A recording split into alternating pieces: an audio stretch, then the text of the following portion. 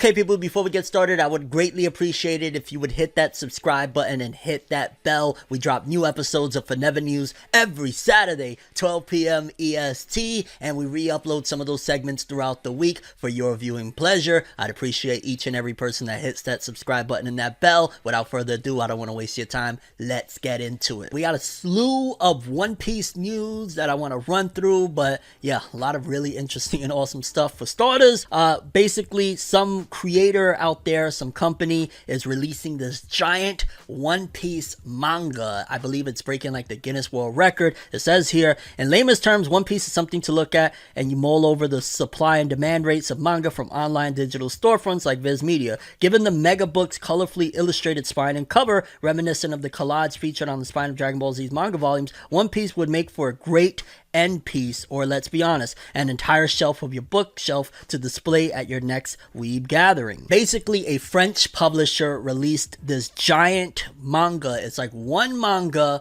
one spine, and like I want to say all of the One Piece volumes up to date. Don't quote me on that. It would make more sense to just do like the first 100. In fact, it would have made more sense to just do everything pre-time skip, and then whenever the time skip, you know, One Piece ends, do post-time skip. But yeah, apparently like they're breaking the Guinness World Record with this. My problem with this release and whatnot is the fact that on the box it says One Piece by Non-Monarch, and what? Like, no, it's One Piece by Eiichiro Oda. That honestly feels disrespectful. Like, you want to put your name on the box? Fine by me. Put it somewhere around there. Like, hey, you're the one that put this book together in terms of, you know, the materials and whatnot. But this is One Piece by Eiichiro Oda, the man that, you know, his whole life revolves around this. So I'm surprised that this is actually flying. I wonder if Viz actually gave it the okay. Well, no, if it's French, then they probably have it. I wonder, shall I say, if Shueisha and the people over there in Japan gave them the okay to do this and gave them the okay on the box art, because while the box art on the sides looks fire with all the imagery and whatnot, One Piece by Non-Monarch. What? Like, no, you're not the creator of One Piece. But either way, it's a very interesting thing, and I believe it's the world record of the longest one single book out there. Craziness. Then in more One Piece news, we have an updated and official exact date for One Piece Film Red coming to the US. Initially, it was reported that, hey, Film Red is coming to the US in October, and I'm not gonna lie, my kiddos, they love One Piece. They were very disappointed when they heard this news that it won't be coming in October. It'll be coming a little bit after, but it won't be coming in October, because according to this, Crunchyroll is bringing One Piece Film Red to theaters in November. The latest One Piece theatrical experience is coming to theaters soon. Crunchyroll is announcing that One Piece Film Red will come to theaters in the United States, Canada, Australia, and New Zealand this November. Tickets for Australia and New Zealand will go on sale on October 5th, with North American tickets going on sale starting October 6th. The release date for each region are as follows. Again, Australia, New Zealand, November 3rd, and United States and Canada, November 4th. So mark your calendars, November 4th. Mark your calendars for when you can pre-order the tickets. Again, October 6th in the US and North America in general, not just the US, because people get on me all the time like, yo, dog, there's more to the West, there's more to North America. Like, I understand.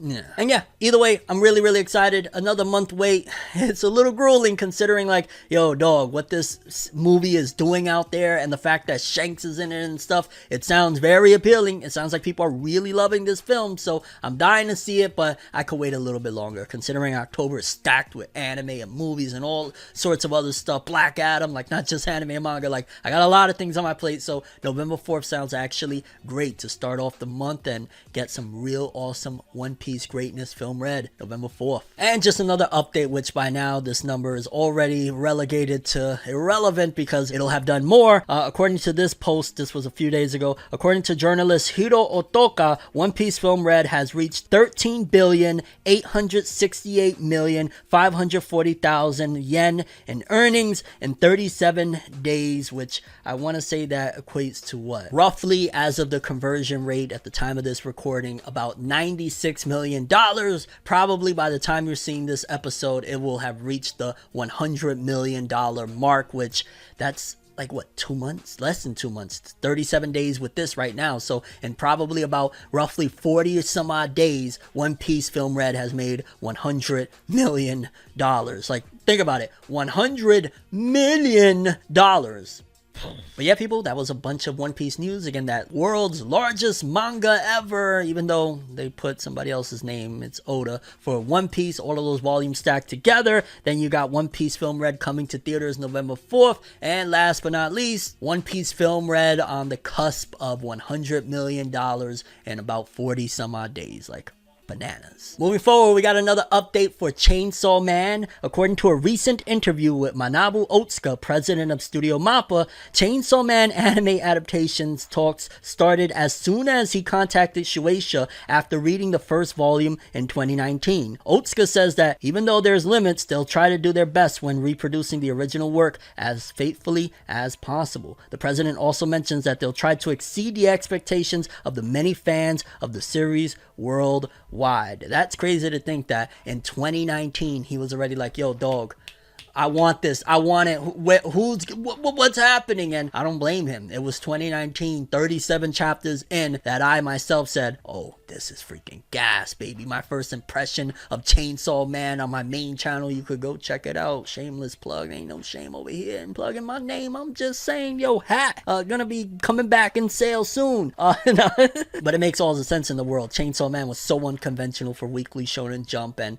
the fact that it only took one volume of convincing. I remember, I want to say with Jujutsu Kaisen, it was on the second volume, if I'm not mistaken, that they were like, yo, we want to adapt this. One volume of Chainsaw Man was all it took to convince Studio Mappa, I need this right freaking now. And that means that it was safe probably around that time. It was probably like Studio Mappa approaching was the nail in the coffin of, nah, this shit's gonna be around for a while. And probably that's why Tatsuki Fujimoto was afforded the ability and opportunity to end the manga the way he did with part 1 only being 97 chapters. Like, that's a very, very short end for something that was exploding at the time with success. The old model would have been, oh, it's exploding, we're doing another 200 chapters. So yeah, very interesting stuff. And seems like Studio Mappa knew from the jump, similar to myself, that Chainsaw Man was gonna be immaculate and very successful. And yeah, that's what led to its anime adaptation. Quick update for the Black Clover manga. It just says here, Black Clover will be on break, the manga, next week in Weekly Shonen Jump issue number 43, which pretty much called it at this point. Once you start seeing each series taking a break, you could kind of assume, okay, if My Hero took a break last week, Black Clover's gonna take a break. And it's repetitive for me to say, I love seeing authors getting afforded this opportunity when 5 years ago it was, yo dog, they taking a break? What? Like, no, take your break, Tabata. Spend time with your daughter and your wife and all of that beautiful stuff that you love to do that I really appreciate. I guess on a side note, it's really, really dope that when you find out more about some of these creators, sometimes you become a little more invested in not only their work, but wanting to see them succeed as a person. And legitimately, I want to see Yuki Tabata succeed, whether it be with Black Clover or he decides to do another series down the road. I want to see him win. Like, this is a family man that loves his family to death, works hard as hell. He's like the real life Asta. I found this to be absolutely hilarious and I wanted to share it with you. Apparently, officials will be holding a rock, paper, scissors contest with a giant, life-size, real-world Gundam. So they're gonna have a rock, paper, scissors contest with a real Gundam. That's crazy, man. I wonder if they really be, you know what I'm saying, military stuff like, yo dog, this is gonna be the future. Y'all think we going to war or some shit? We got Gundams. Like, who knows, maybe 30 years from now there'll be some crazy wars in the world. Hopefully not, hopefully not. But yeah, maybe they'll be whipping out these Gundams. That's hilarious. I gotta see the video of it. Please put that shit up on YouTube or Nico or wherever the hell they post content. I gotta see the giant Gundam playing rock, paper, scissors. That's nuts. And AI intelligence has just gotten absolutely bananas. I have a dream, alone in my room as I sit with the tea. Couldn't possibly think what I often see, and you don't even know how I often blink. Lights be flashing and looking at me, such an odd unique, yet I'm so unique and you're looking at me. If the walls could talk, they would probably read bleak, and I'd probably say, bitch, get the fuck off me.